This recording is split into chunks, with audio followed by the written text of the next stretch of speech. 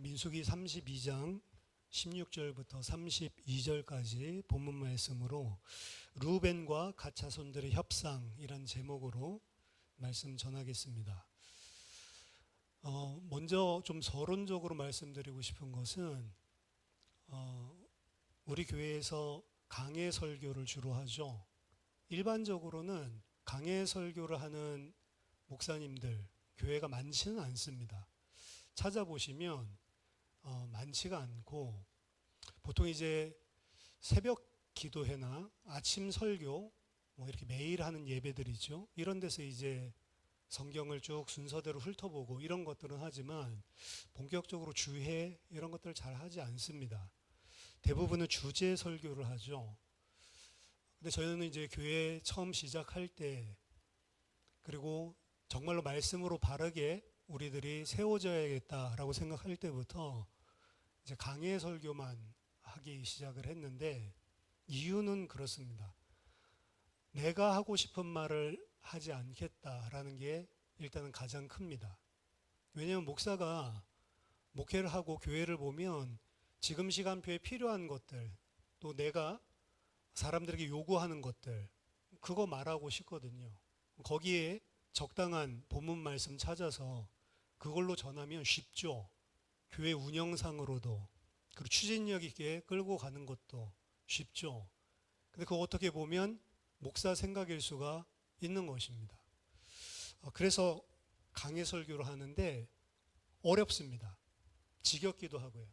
많은 현대 스타일의 진짜로 간단하게 그 음식도 패스트푸드 먹고 이런 사람들에게는 안 맞습니다. 그냥 기본적으로 말씀 읽고 여기에서 주는 걸 쾅쾅 그냥 때려주고 혹은 여러 가지 예화들 들어가지고 책에서 있는 감동 주는 이야기들 일반적으로 많이 그렇게 섞어서 하거든요. 그래서 목사님들 중에 그런 것들 많이 하는 분은 한 설교를 30분 하는데도 책에서 인용하는 스토리들이 엄청나게 많습니다. 많이 읽었으니까 또 그런 것들 위주로 예화들을 항상 저장을 해두겠죠. 근데 이제 강해 설교는 딱딱하고 재미가 없어요. 기본적으로 왜 하나님의 백성이 하나님의 말씀을 자세하게 들여다보고 읽는 게 딱딱하고 재미가 없냐? 하나님의 말씀을 귀 기울이는 훈련을 하지 않아서 그렇습니다. 말씀이 그러한지 아닌지 주의 깊게 살펴보고 주제 설교를 할 때에도 저게 진짜로 그 본문이 그 이야기를 하는지 안 하는지를 그런가 하고 살펴봐야 되는데 그렇지 않습니다. 찾아보지도 않고 주일날 메시지를 들어도 주일날 했었던 본문이 뭔지도 거의 다 까먹습니다. 주일날 바로 문 나서자마자 설교 내용들 다 잊어버립니다. 내 삶이랑 아무 상관이 없는 거죠. 그러니까 어떻게 보면 성경 안에도 하나님이 없다라는 말이 있어요. 근데 문맥을 봐야 되는 거죠. 어리석은 자는 그 마음에 이르기를 하나님이 없다 하는도다. 근데 만약 하나님이 없다라고 성경도 증언한다. 그래서 그것만 딱 떼가지고 이야기를 하면 성경에서 이야기하는 뜻이 아니잖아요. 두세 사람이 내 이름으로 모여서 기도하면 나도 그곳에 함께 하느니라. 두세 사람 모여서 합심 기도하면 더 능력이 있다. 제가 마태복음 18장 이야기 그 이야기가 아니잖아요. 근데 그렇게 딱 떼가지고 이야기를 하고 그러니까 우리 이번 주부터 합심 기도 합시다. 그렇게 들어가는 거예요. 말하자면. 그럼 성도들은 그게 그런지 아닌지도 찾아보지도 않습니다.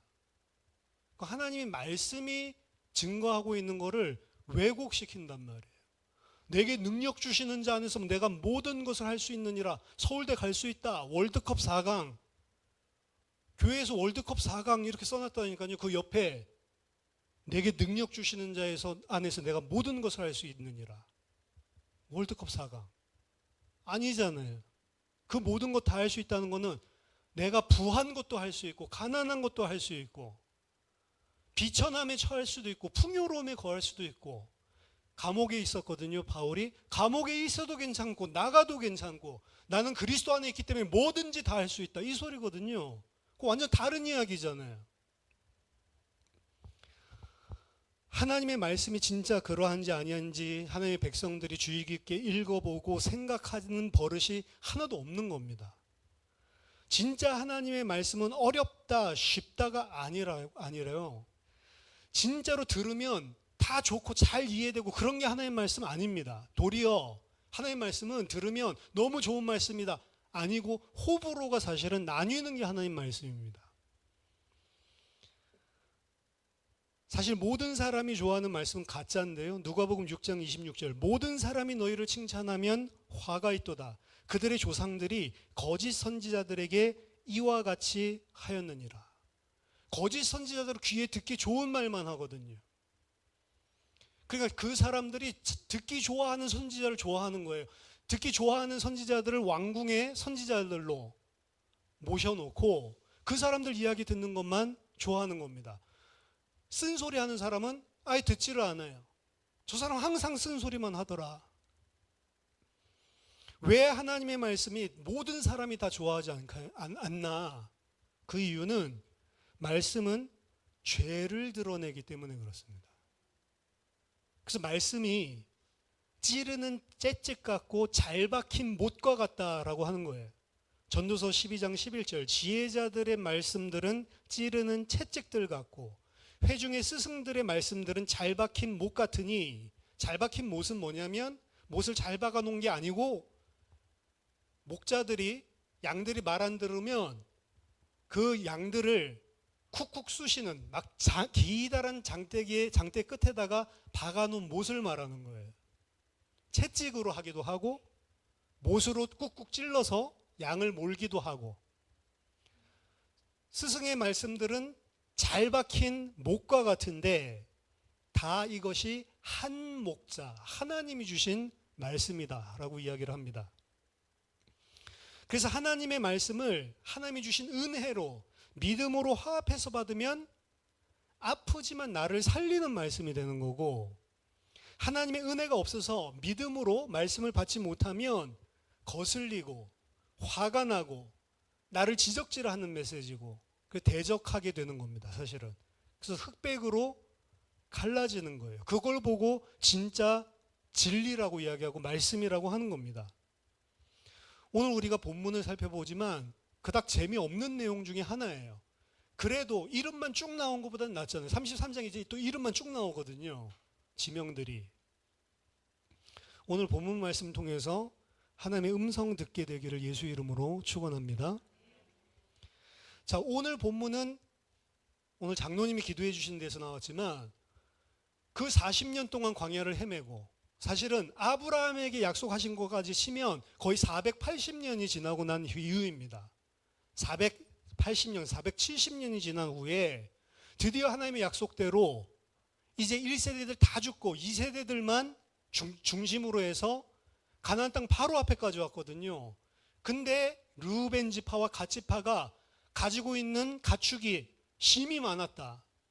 그러니까 이 땅을 쳐다보니까 미디안 쫓아내고 바산왕 시온이랑 옥이랑 다 쫓아내고 이 기름진 땅을 그냥 두고 가나안 땅 들어가기가 아까운 거죠.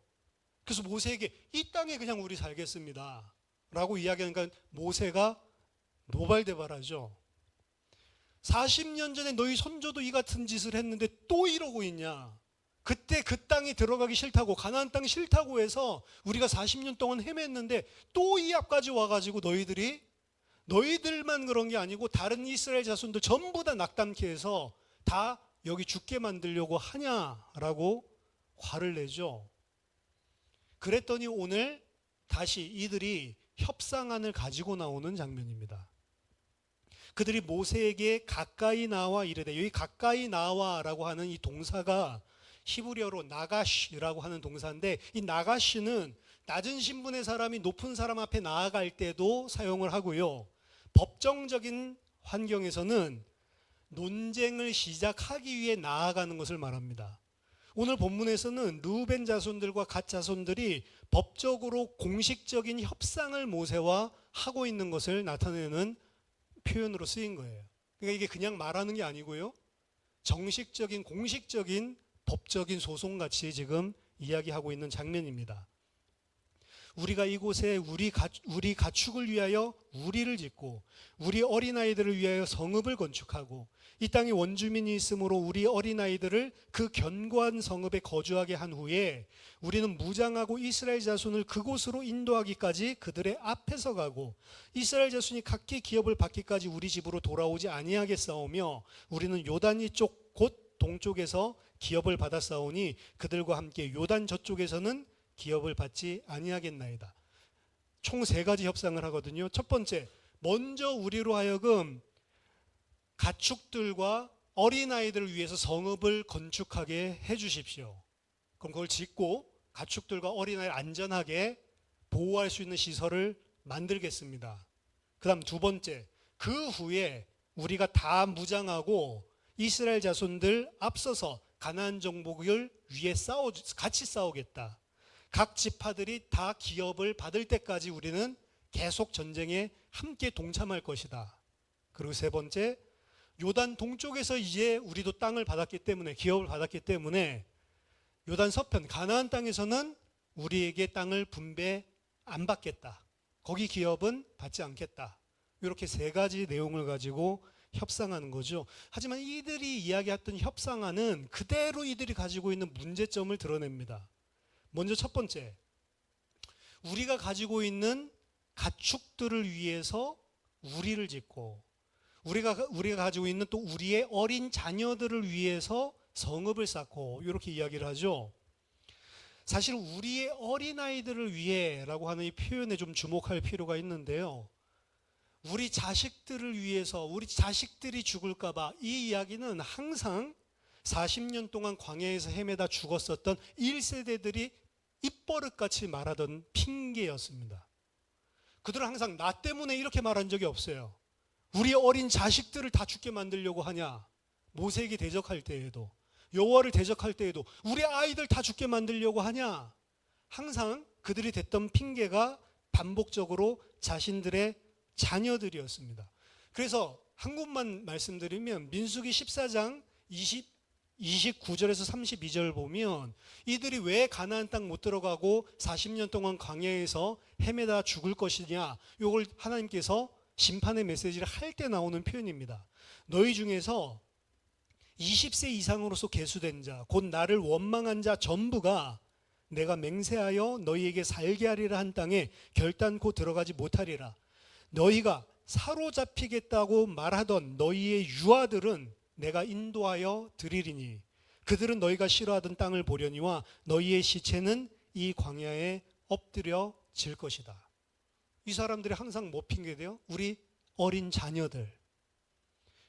근데 그 자녀들은 내가 데리고 들어가겠다. 오히려 하나님이 안 죽고 이렇게 약속을 했죠. 그래서 이들의 이 협상안 속에 이들이 가지고 있는 사상들 가만히 살펴보면 1세대 것들을 그대로 가지고 있는 부분들이 사실은 그 말 속에 묻어 있는 것을 우리가 볼 수 있습니다. 2번째는 이들은 이제 성읍을 우리 아이들을 위해서 가축들을 위해서 만들어 놓고 그 다음 우리가 이제 무장하고 우리가 이스라엘을 그곳으로 인도하겠다라고 이야기를 합니다. 정확하게 여기 보면 우리나라 개역개정에는 정확하게 드러나지 않지만 히브리어 동사에는 몇 인칭인지 그리고 복수인지 단수인지 다 드러나 있거든요. 이들이 전쟁을 할 때 17절에 보면 우리는 무장하고 이스라엘 자손을 그곳으로 인도하기까지 그들의 앞에서 가겠다라고 이야기를 하죠. 근데 누가 인도하기까지? 하나님이 인도하는 게 아니에요. 우리가 이스라엘 자손을 인도하여 그 땅에 들이기까지라는 표현입니다. 그게 이들이 가지고 있는 생각이에요. 무슨 자기네들이 이스라엘 백성 가나안 땅 침공하게 정복하게 만들어주는 주체인 것처럼 지금 이야기를 하고 있는 거라고요. 더 중요하게는 그들의 앞에서 가겠다라고 이야기하거든요. 누구 마음대로 그들의 앞에서 갑니까? 이미 민수기 2장에서는 전쟁하러 나갈 때 행군할 때의 진영들을 하나님이 다 짜줬어요.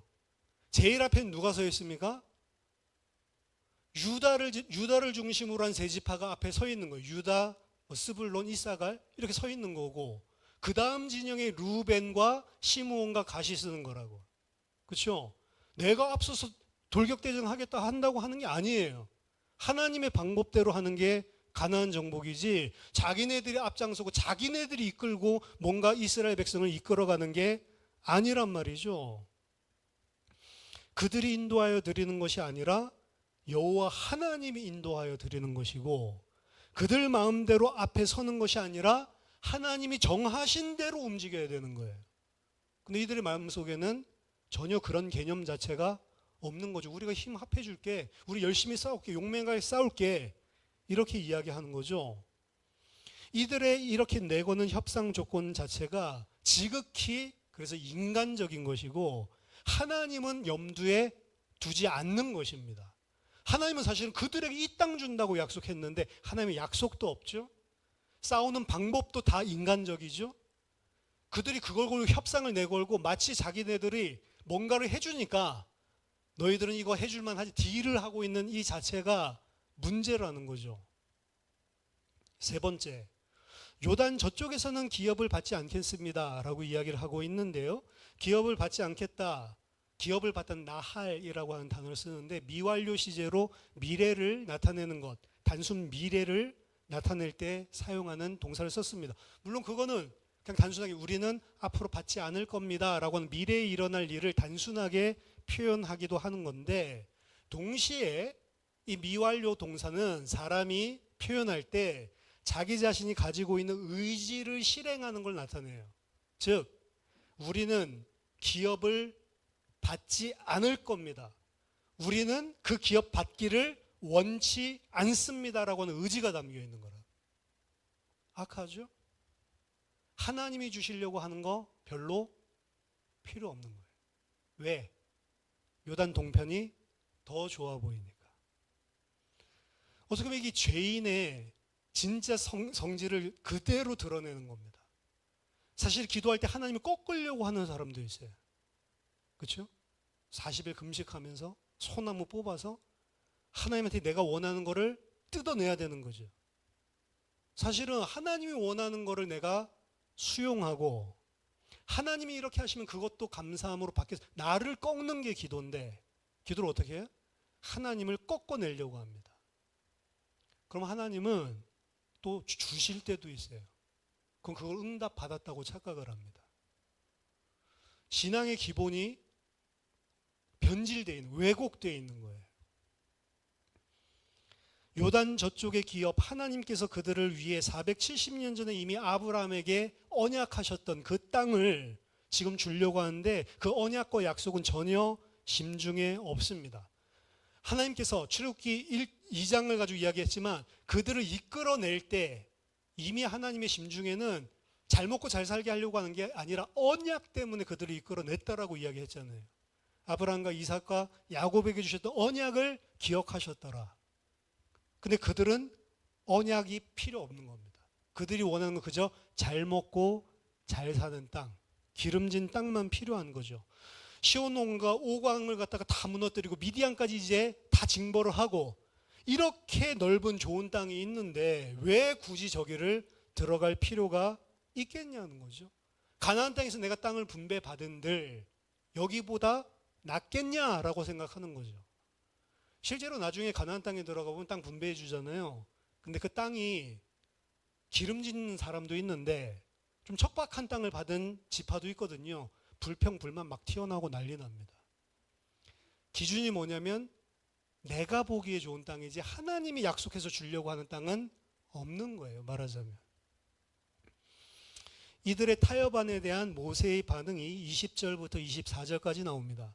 모세가 그들에게 이르되 너희가 만일 이 일을 행하여 무장하고 여호와 앞에서 가서 싸우되 너희가 다 무장하고 여호와 앞에서 요단을 건너가서 여호와께서 그 원수를 자기 앞에서 쫓아내시고 그 땅이 여호와 앞에 복종하게 하시기까지 싸우면 여호와 앞에서나 이스라엘 앞에서나 무죄하여 돌아오겠고 이 땅은 여호와 앞에서 너희의 소유가 되리라마는 너희가 만일 그같이 아니하면 여호와께 범죄함이니 너희 죄가 반드시 너희를 찾아낼 줄 알라. 너희는 어린아이들을 위하여 성읍을 건축하고 양을 위하여 우리를 지으라. 그리하고 너희의 입이 말한 대로 행하라. 전체로 보면 모세가 이들의 협상을 받아들이는 건데요. 하지만 이 모세가 한 말 속에 보면 이 모세의 말 속에도 모세가 가지고 있는 신앙의 본질이 무엇인지가 드러나 있습니다. 그리고 그거는 르우벤과 갓 자손들이 말한 거랑 근본적으로 다른 게 숨어 있어요. 그들은 우리가 이스라엘 자손 앞에 가서 싸운다라는 표현을 썼는데 모세 표현은 그 표현이 하나도 없어요. 모세는 그냥 여호와 앞에서 이 표현밖에 없습니다. 그리고 그 여호와 앞에서란 말이 계속해서 반복돼서 나오죠. 너희는 무장하고 누구 앞에서 싸우는 거? 여호와 앞에서 싸우는 거다. 이것만을 강조하고 있어요. 여호와를 앞서 나가서 싸운다는 게 아니고 여호와의 임재 아래 하나님 앞에서 너희들이 싸우는 거다. 이 이야기만을 계속 강조하고 있죠. 그리고 여호와께서 그의 원수를 자기 앞에서 쫓아내시고, 모세는 분명히 가지고 있죠. 너희가 싸워서 쫓아내서 인도해 드리는 게 아니고 여호와께서 싸워서 그들을 쫓아내는 거다. 가나안 전쟁의 승리는 하나님이 하시는 거지 너희가 싸우는 게 아니다라는 게 모세의 말 속에는 스며 들어가 있습니다. 여호와께서 그의 원수를 자기 앞에서 쫓아내시고 그 땅이 여호와 앞에 복종하게 하시기까지, 이게 이제 모세의 표현이에요. 이스라엘 자손을 가나안 땅에 인도하여 들으시는 것은 여호와다, 너희가 아니다라는 것을 모세는 분명히 알고 있는 거죠. 또 한 가지, 모세와 그들의 가치관이 다릅니다. 그들은 23장 16절 중간부터 보면 우리가 이곳에 우리 가축을 위하여 우리를 먼저 짓고, 그렇죠? 그리고 우리 어린아이들을 위하여 성읍을 건축하고, 가축을 위하여 우리를 짓고 어린아이를 위하여 성읍을 건축하고. 근데 모세는 32장 24절에 너희는 어린아이들을 위하여 성읍들을 건축하고 양을 위하여 우리를 지으라. 순서가 어떻게 되죠? 르우벤과 갓 자손들은 가축이 먼저예요. 그 다음 어린아이가 나오죠. 근데 모세는 어린아이가 먼저 나오고 그리고 가축이 나중에 나옵니다. 같은 말을 하는데 가지고 있는 가치관이 다르단 말이에요. 아다르고 어다르라고. 그 르우벤 지파와 갓 지파가 이미 그 요단 동편 땅을 요구하는 것 자체가 물질 중심적이에요. 이들의 생각 속에는.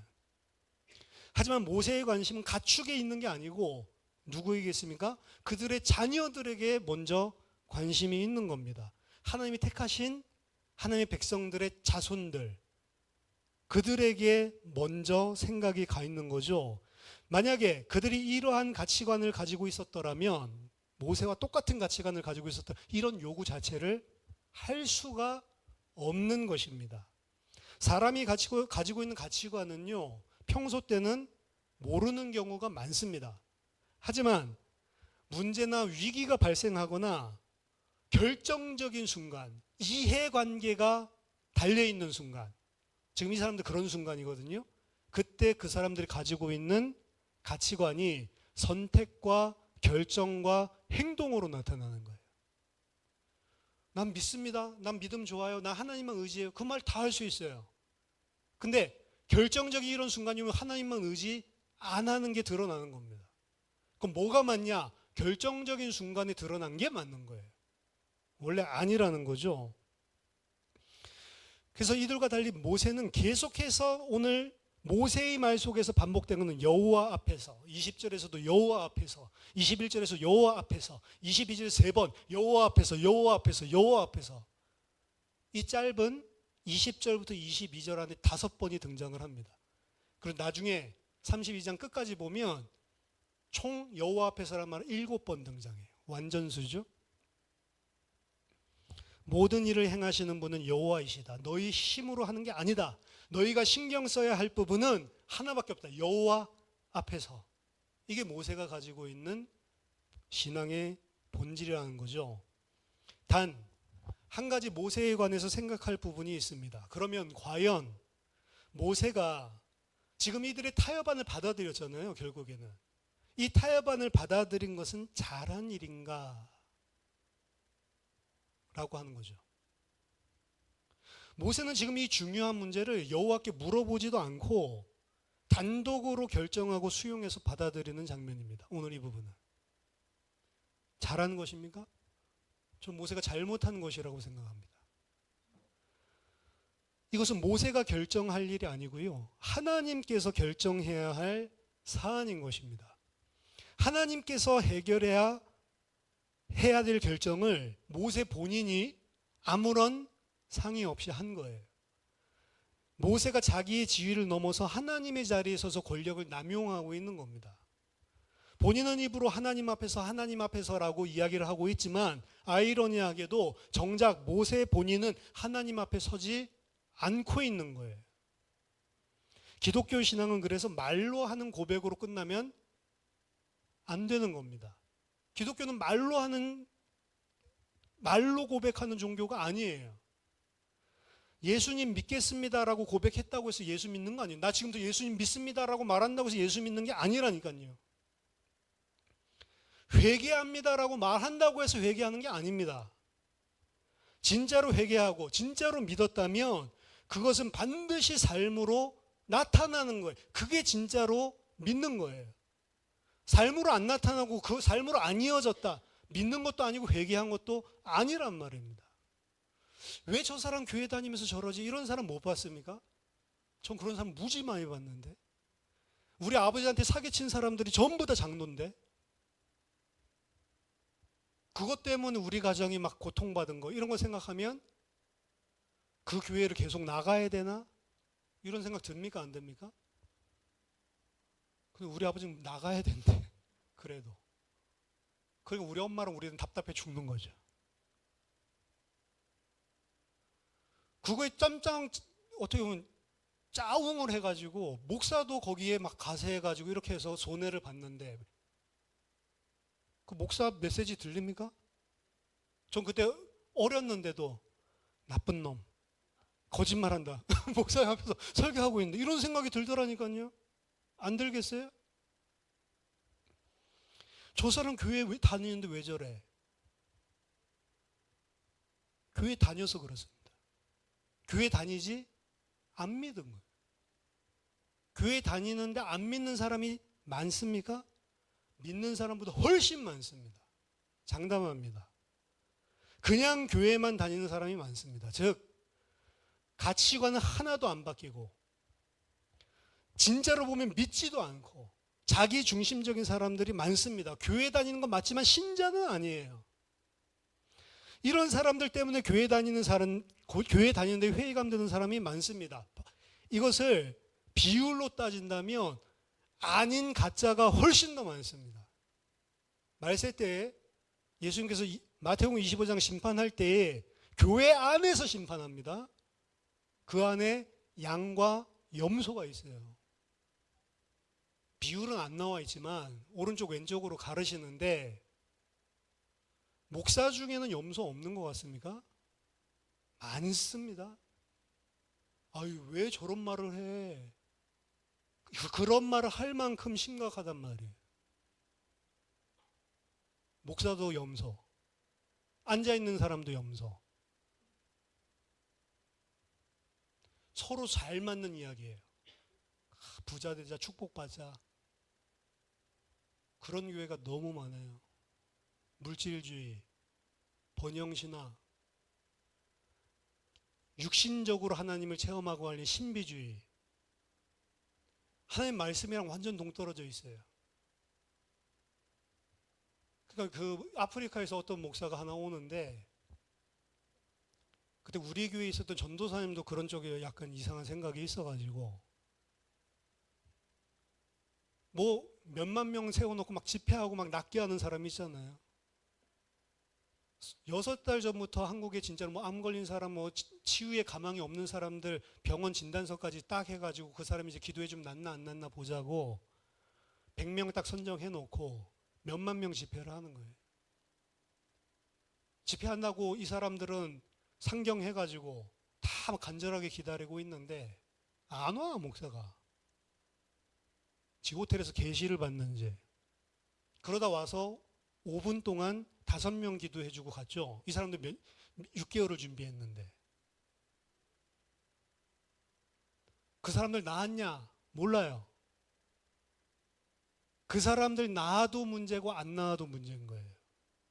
이 사람 예수 이야기 한마디도 안 해요. 예수님이 우리를 위해 뭐 해줬는지 한마디도 안 해. 그냥 예수 이름으로 나아라라고 하는데 그 예수가 누구냔 말이에요.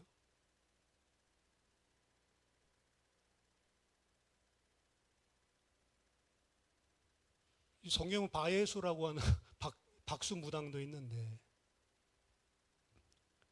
황당한 것이죠. 교회 다니는 사람들이지 신자가 아닙니다. 그런데 그 사람들 때문에 내가 하나님 안 믿을 이유도 없어요. 시험 받을 필요가 없습니다. 이해하고 있으면 됩니다. 교회 안에서는 그런 사람들이 문제가 있을 때 교회를 보호하기 위해서 여러 가지 조치를 해야 되지만 그게 안 되더라도 그것 때문에 내가 시험 들 이유는 없는 겁니다. 내가 하나님 앞에 서면. 그래서 저희 아버지가 너무 답답했는데 나중에 제가 신앙이 자라고 믿음이 진짜 가지게 되면서 이해가 됐어요. 답답해도 아버지가 맞다. 모세가 수용 결정을 내린 것은 전적으로 제가 봤을 때는 실수고 잘못한 것입니다. 모세가 이제 수용을 했죠. 이 결정에 대한 그들의 반응입니다. 25절에서 27절이죠. 갓 자손과 루벤 자손이 모세에게 대답하여 이르되 주의 종들인 우리는 우리 주의 명령대로 행할 것이라. 갑자기 모세 보고 주님 주님 뭐 이러기 시작했어요. 우리 어린아이들과 아내와 양떼와 모든 가축은 이곳 길르앗 성읍들에 두고 종들은 우리 주의 말씀대로 무장하고 여호와 앞에 다 건너가서 싸우리이다. 계속 우리는 종들이고 당신이 주님입니다 막 이러죠. 완전 주종강이고 확실하죠. 만약에 모세가 하나님께 기도하고 거부했다고 했으면 어떻게 됐을까? 민수기 14장에 이런 일이 벌어졌거든요. 여호수아 갈렙이 안 들어가겠다 하는 거 옷 찢으면서 언약 이야기하면서 그때 어떻게 했죠? 돌 들고 쳐 죽이려고 그랬죠. 아마 모세 또 쳐 맞을 뻔했는지도 모릅니다. 그렇죠? 근데 그 협상안을 딱 들어주니까 아이고 우리는 주의 종이고 주님의 명령을 다 따라서 주님 말씀하신 대로 하겠습니다. 신났죠? 모세가 수용하니까 그들은 완전히 기뻤던 것 같습니다. 신나서 모든 것을 다 행하겠습니다 라고 이야기를 합니다. 그들은 이제 이스라엘 자손들 앞에서 우리가 가나안 땅을 인도하여 드리겠다는 표현도 쓰지 않습니다. 그리고 양, 아이 이것도 순서 바뀌었어요. 어린아이, 양으로 바뀌었어요. 좋으니까 메시지도 막 들어와. 이제 모세가 말한 대로 그저 무장하고 여호와 앞에 건너가서 싸우겠다. 많이 수정됐죠.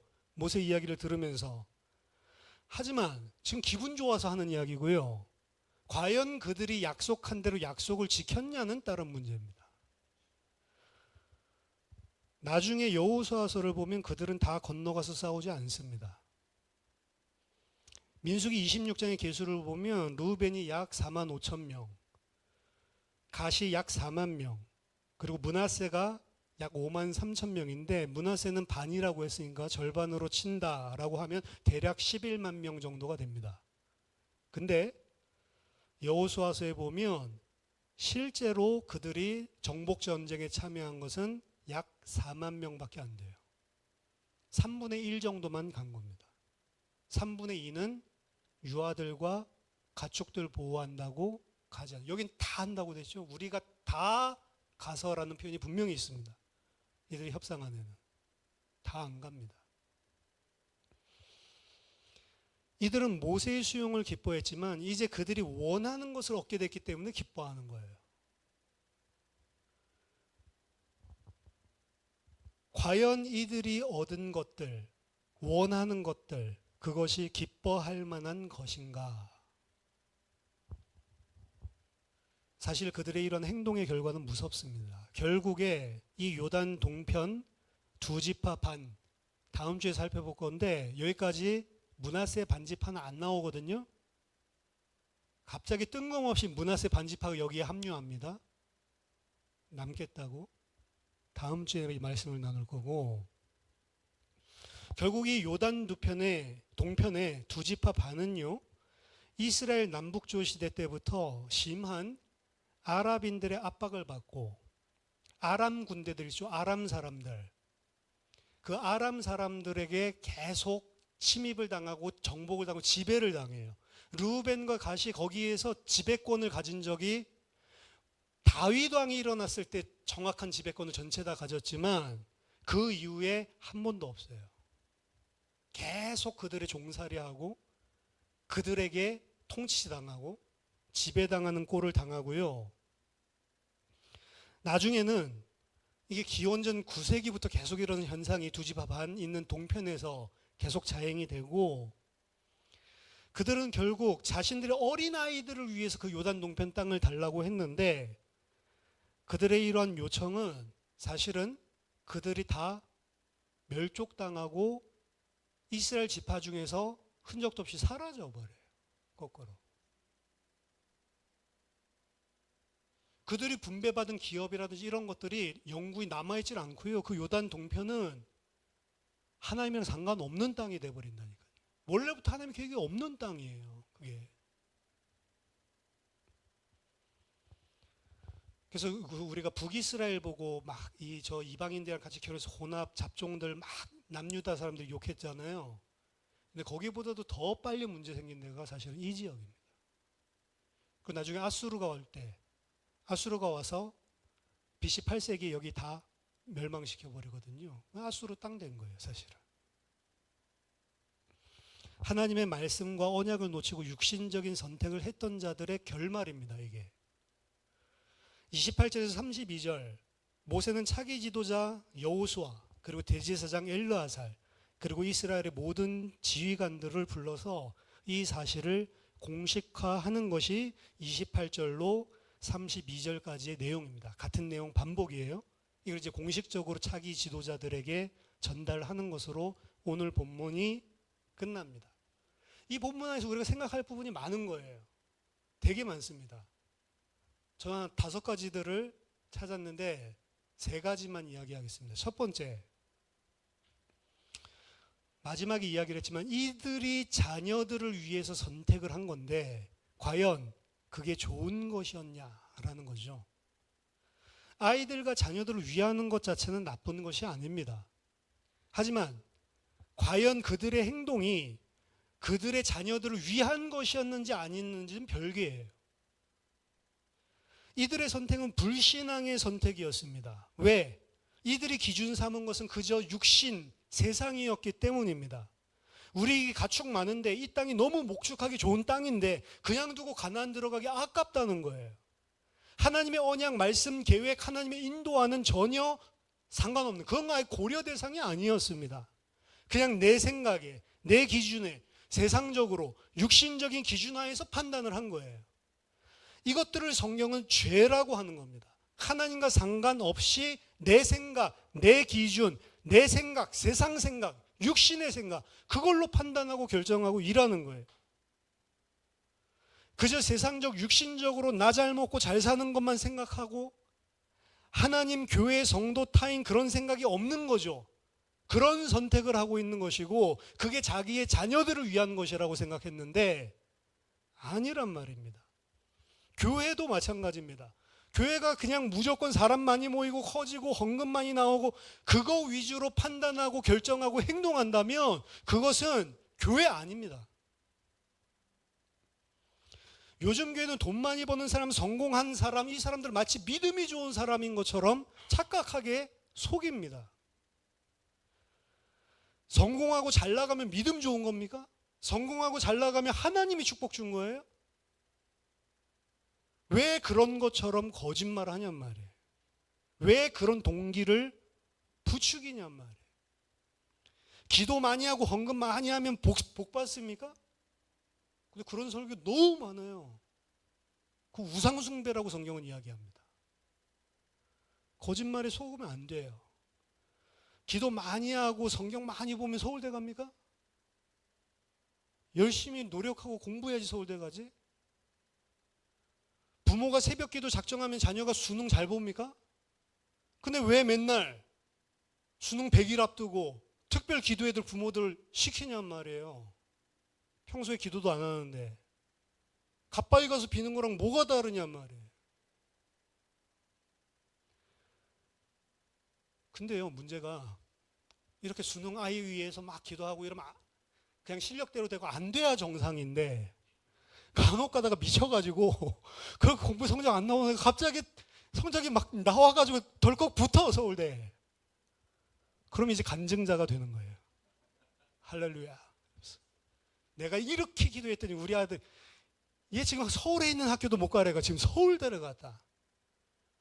그러면 다른 사람들은 별 관심 없이 듣지만 내년에 수험생을 앞둔 부모들은요 솔깃합니다.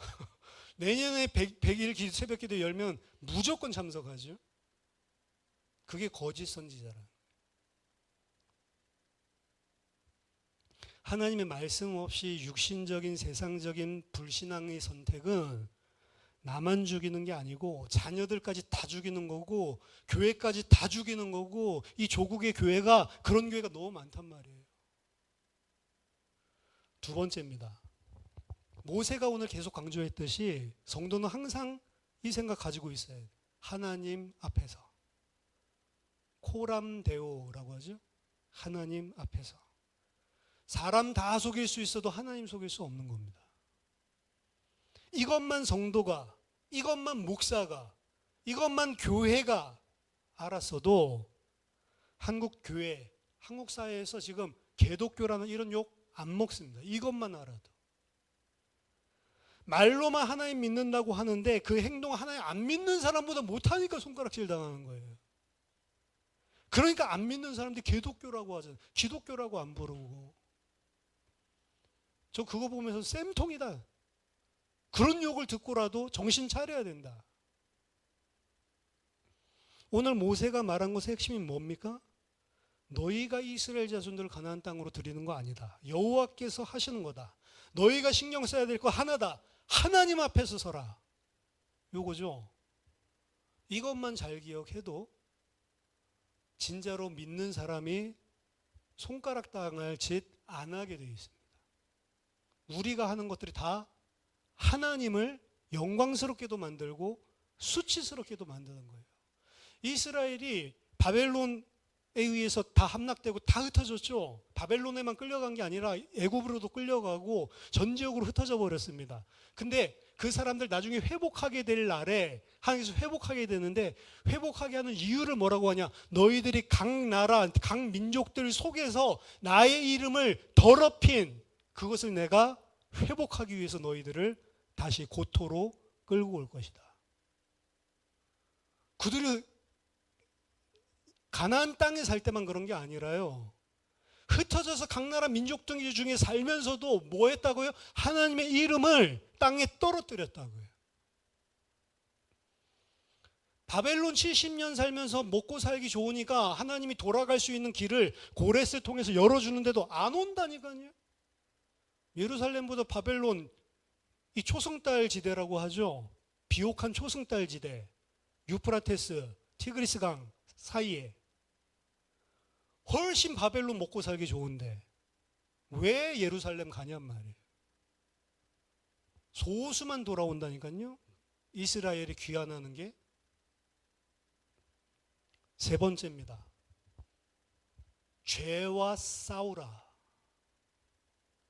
인간이 가지고 있는 죄성, 모든 인간이 가지고 있는 본질적인 죄를 축약해서 세상 사람들이 하는 말이 인간은 참 간사하다. 화장실 들어갈 때 다르고요. 나올 때 진짜 다릅니다. 돈 빌릴 때 다르고요. 돈 갚을 때 다릅니다. 나한테 도움되는 것 같으면 간이고 쓸개고 다 주고요. 나한테 별 도움 안 될 때에는 잘해준 것까지도 다 비난하는 게 인간입니다. 간사해요. 이게 죄입니다. 오늘 이 사람들 보세요. 지금 간이고 쓸개고 다 내줄 것 같아.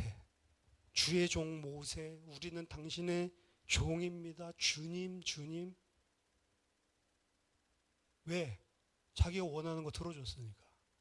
그렇죠? 이게 인간이라니까요. 간사합니다. 이게 죄입니다. 성경이 이야기하는 죄. 나중심적이에요. 완전히 자기중심적. 죄의 본질은 자기중심적인 겁니다. 그 교회가 아까 전에 손가락질 당한다는데 왜 그러냐? 너무 이기적이에요. 그 알박기 한 그 교회 보셨죠? 막 광화문에서 집회하는 그 교회. 그 자기네들이 알박기 한 것 때문에 이 사실은 계속 공사가 지체되고 하니까 그거 어떻게 보면 볼모 삼아가지고 500억 내놔라. 원래 150억만 주면 된다라고 그냥 평가하고 그것도 많이 쳐주는 건데 500억 내놔라. 500억 내놓는다고 해도 또 나중에 또 그럼 이것도 너희들 했으니까 이것도 내놔라. 욕심도 정도껏 부려야지. 나중에는 아이씨 우리 손해보고 늦게 되더라도 너희랑 안 해. 이래가지고 지금은 아예 거기만 빼고 뭐 아파트 한다면서요. 쌤통이다. 그렇죠? 근데 그걸 목사가 교회 성도라고 하는 사람들이 교회가 그 짓을 하고 있다. 자기중심적이에요. 이기적이에요. 자기가 필요한 것들을 뽑아내려면 이 사람들이 하나님에 대해서 교회에 대해서 생각하는 그런 것들은 아예 관심이 없어요. 돈만 많이 뜯어내면 되는 거야. 힘들고 어려운 베풀면서 살아야지. 그 돈 뜯어내가지고 그것도 뭐 기금 만들어 자기 아들을 갖다가 뭐 이사장으로 앉히고 이런 거 뭐 계획하고 있었다면서. 그 사람 뭐 목사도 이제 아닌 것 같은데. 따라다니고 있는 성도들이 수만 명입니다. 자기중심적인 모든 죄들 잘 생각해 보세요. 교회 죄들 그런 교회 죄들뿐만이 아니고 인간 사이에서 발생하는 모든 죄들, 교회 안에서 발생하는 모든 죄들 생각해 보세요. 결국에 문제 생기고 갈등하고 상처받고 시험 드는 거 이거 다 자기중심적인 것 때문에 생기는 거예요. 그래서 예수님은 나를 따라오려거든 자기를 부인하고 십자가를 지고 따라오는 거다라고 이야기를 하신 겁니다. 그게 안 되면 복음마저도 완전히 자기중심적으로 변질돼요. 예수 믿고 복 받으세요? 예수 믿고 병 나으세요? 이게 복음이에요? 이렇게 알고 있다면 그건 복음이 아닙니다. 더 나아가서 예수 믿고 천국 가세요? 그 천국 뭔데요? 좋은 곳? 눈물도 슬픔도 질병도 죽음도 없는 좋은 곳 황금 맨션? 그게 천국이에요? 예수 믿고 천국 가세요 하면 그 이미지가 떠오르죠? 무릉도원, 극락왕생. 그게 천국 아닙니다. 그러니까 말씀을 모르니까 천국도 내가 생각하는 천국, 낙원, 파라다이스 같은 거. 천국이라는 개념부터가 완전히 육신화되어져서 잘못 이해한 거예요. 그런 메시지를 예수 믿고 천국 가세요라고 하고 있는 겁니다. 오늘 말씀 본문을 넘어서 넓게 성경 전체에서 가르치는 구원의 맥락에서 본다면 이렇습니다. 지금 가나안 땅을 들어가야 되는데 가나안 땅 가기 싫고 그냥 여기 요단 동편에 있겠습니다. 너무 기름진 땅이 좋으니까 이렇게 이야기하고 있잖아요. 그 가나안 땅은 뭘 상징하는 거냐면 하나님의 백성을 위해 예비한 천국이라고도 부르고 더 정확하게는 새하늘과 새 땅을 이야기하는 겁니다. 하나님의 백성 어디로 끌고 가기를 원해요? 새하늘과 새 땅으로 끌고 가기를 원해요. 근데 인간들은 육신화되고 물질화되어 있기 때문에 어디 있기를 원해요? 이 땅에 잘 먹고 잘 사는 걸 원해요. 어떻게 보면 요단 동편은 이 세상, 그 중에서도 이 세상에서 줄 수 있는, 누릴 수 있는 아주 좋은 것입니다. 그것이 좋지 저곳에 들어가기 싫다는 거예요. 약속의 땅에 들어가기 싫고 요단 동편에 머물고 싶다는 것은 우리로 친다면 위의 것보다는 땅의 것이 좋다는 겁니다. 하나님의 나라에 들어가는 것보다는 이 세상에 육신적으로 물질적으로 풍요롭게 사는 것을 원한다는 거예요. 왜? 이유는 하나입니다. 진짜 위에 게 좋은 거를 못 봤거든. 육신적인 세상적인 것에 눈이 가려서 진짜 영원한 게, 진짜 좋은 게 뭔지를 못 봤기 때문에 사실은 이게 더 좋은 거예요. 그거 쳐다보면, 그거를 한 번만이라도 보면, 그럼 이 땅의 것은 이렇게 해도 괜찮고 저렇게 해도 괜찮은 겁니다. 아무렇게나 사는 게 아니에요. 열심히 사는데 열심히 살아서 결과가 이렇게 돼도 괜찮고 저렇게 돼도 괜찮은 거예요. 열심히 사는 이유도 다 열심히 사니까 그게 아니고 하나님이 나에게 허락하신 거니까 열심히 사는 것입니다. 다 달라져요, 기준 자체가. 있어도 되고 없어도 될 거에 생명을 건다고, 사람들이. 오늘 하나님이 생명을 거둬가시면 아무것도 쓰잘데기 없는 거에 평생을 들여서 그것 때문에 희노애락, 그것 때문에 죽고 살고 한다고요. 진짜를 봐야 되는 겁니다. 진짜는 무엇을 통해 그럼 볼 수 있냐? 하나님의 말씀 통해서만 볼 수 있는 거예요. 그 말씀이요, 말씀 이게 아니고요. 그 말씀이 나에게 진짜로 살아서 부딪히는 말씀이 있어요. 예수 그리스도 나를 위해 죽으셨다. 그건 다 아는 거고요. 도덕책에도 나와 있어요. 인류의 죄를 위해서 죽었다라는 대속 교리까지도 나와요. 근데 그거 상관없습니다. 그 지식 안다고, 그거 인정한다고 구원받는 게 아니에요. 그게, 그 말씀이 진짜로 내 속에 들어오면 뒤집어진다니까요, 사람이. 믿음은 들음에서 나며 들음은 그리스도의 말씀으로 말미암느니라. 그리스도께서 내게 해주신 것이 무엇인지, 그 그리스도께서 내게 주신 위의 것이 무엇인지를 말씀으로 들을 때 들음을 통해 믿음이 난다. 그럼 진짜를 볼 수가 있어요. 진짜를 본 사람들은 싸울 수가 있습니다. 죄와 싸워야 된다라고 이야기하는데 진짜를 못 보면 싸우려고 해도 안 싸워져요. 진짜를 못 보면 싸울 수도 없습니다. 결론입니다. 한마디로 하자면 하나님의 말씀 놓치고 사는 거예요. 그게 아담의 죄였고 성경의 죄고 우리의 죄입니다. 하나님 말씀을 놓치니까 내 생각대로 사는 거예요. 근데 내 생각은 다 세상이고 육신입니다. 인정해야 돼요. 그거랑 분별되는 말씀이 내 속에 살아있지 않으면 우린 다 죄 짓는 거예요. 하버드 대학교에서 열심히 공부하는 사람이 하나님 앞에서는 죄라고. 왜? 그 사람 자기가 하나님 없어도 공부 잘하고 좋은 직장 얻어가지고 돈 잘 벌면 살 수 있다라고 생각하고 살고 있어요. 그걸 보고 하나님은 육신이라고 이야기하고 세상이라고 이야기하고 자기 중심적이라고 이야기하고 죄라고 이야기하는 겁니다.